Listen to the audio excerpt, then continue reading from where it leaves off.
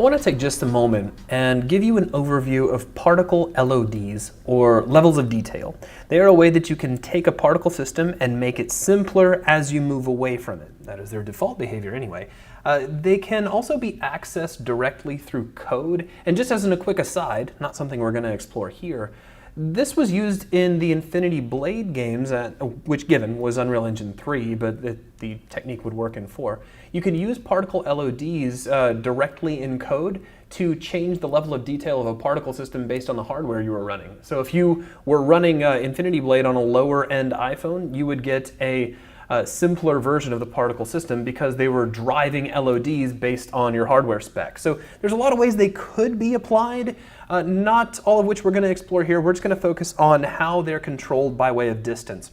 Now, to, I guess, get the theory across early on, let's consider a particle system that looked like smoke, right? So I'll just sketch out the most amazing smoke you've ever seen, like so.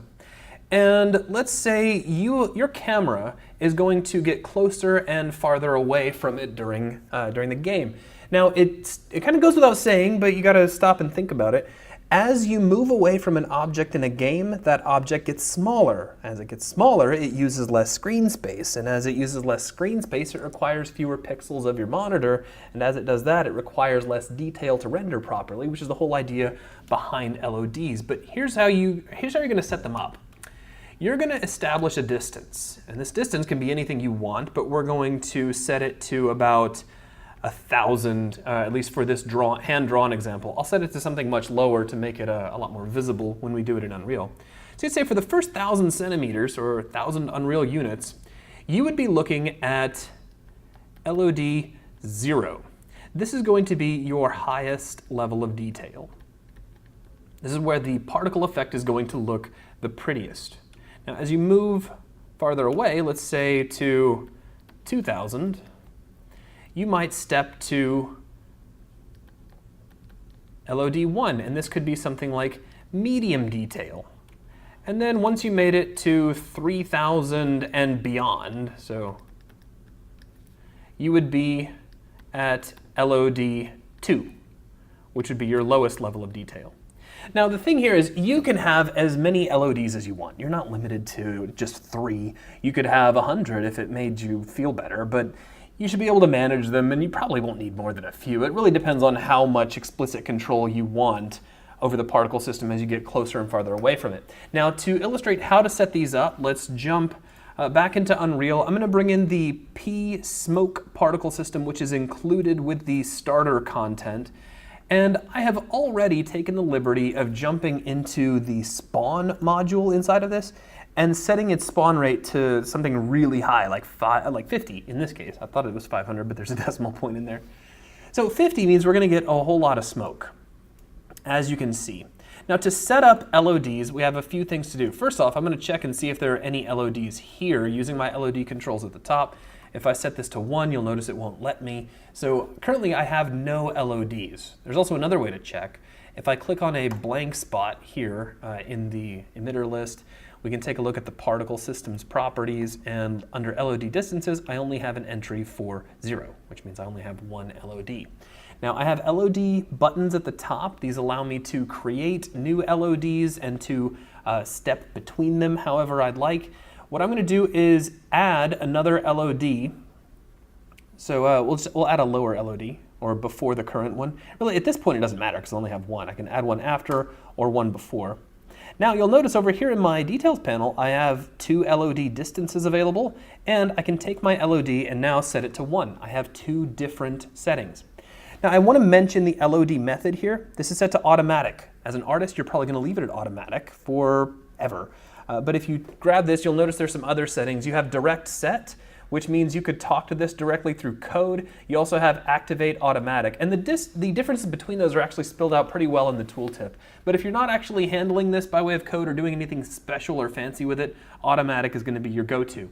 You can also grab the LOD distance check time. This is how often the system is going to check and make sure that you are set to the proper LOD. You don't want it to do this all the time. Right now it's doing it, what, 4 times a second, which should be more than enough. You shouldn't even really be able to feel the transition at that point. You could probably set it much lower if you wanted to. Now, we're going to take LOD1, and all we're doing here is changing the distance that this is going to work. Now, 1,000 is great, but to really drive this home and make it clear what we're showing off, I'm going to leave this really low, so like only 300 units away. Now, notice something. When we change our LOD, so here's 0, this is our highest level of detail. When we switch over to 1, notice that all of my modules get grayed out.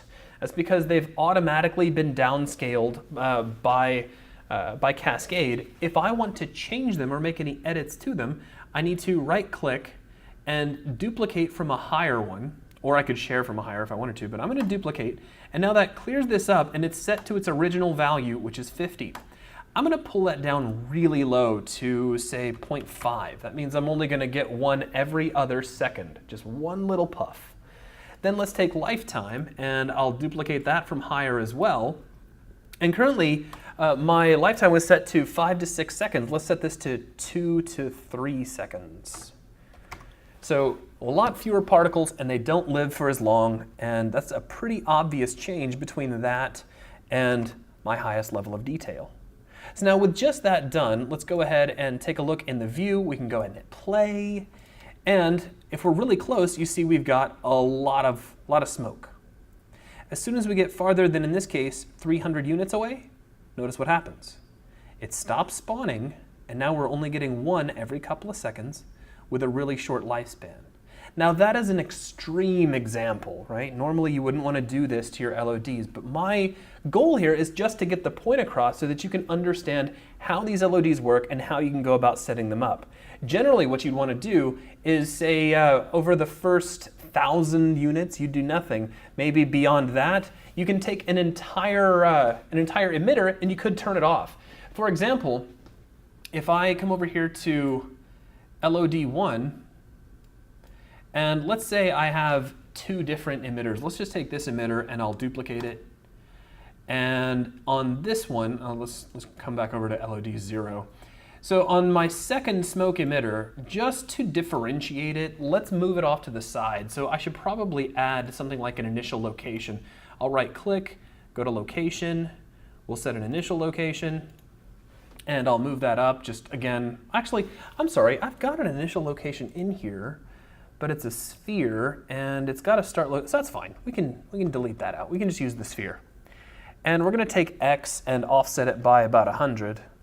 So now I've got 2 separate plumes of smoke. And if I take the background color and kick that up, it'll be a little easier to see those. Let's take the color over life for the second one, and it's set to a constant curve. That's all well and good. Let's change it from this sort of dirty brownish color. Let's just kick it up so it'll be like the other one is like a really intense red smoke. That's really just so that we can see the difference between the two for no other reason than that. And I'll kick it up even further. Now the reason I'm doing this is to prove a point, really. So let me take my second LOD distance. We had it at 300 a little while ago. Let's set that up to about 1,000. And now at LOD1, what I'm going to do is turn off the red smoke. And notice what happens here. Let's take our spawn rate. Let's put that back up to something a little more reasonable, say 2. And we'll take our lifetime, and that can be between 4 and 5. So it is different, but it's not super different than it was. But notice if I switch back down to LOD0, suddenly my red smoke is active again. Even your activation settings on your emitters is going to be respected within each LOD. So now if we take a look here in the view, and we hit play, so I've got 2 plumes of smoke, and if I get further than 1,000 units away, we lose the red smoke. Again, it's an extreme example, but it shows you that your LODs can do a lot of different things. So for example, if you had a really complicated fire effect that had sparks and it had all kinds of other stuff, like all sorts of bits and pieces, you could have those steadily start to disappear the farther away you get from your particle system. That is just a quick overview of LODs. That wraps things up for this video. Thanks for watching.